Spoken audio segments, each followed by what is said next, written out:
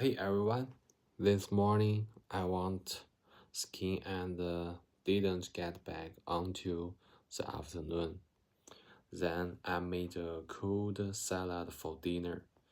Didn't I mention earlier that I'm trying to lose weight? So tonight I eat a few can carbs and less oil, trying to keep it as healthy as possible.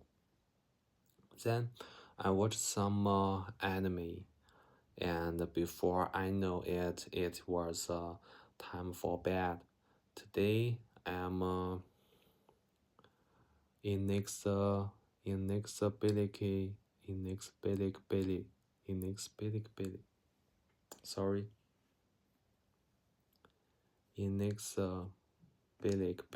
inexplicably tired early than usual. So I'm going to finish recording this video, then go wash up and sleep. I need to fix my sleep schedule.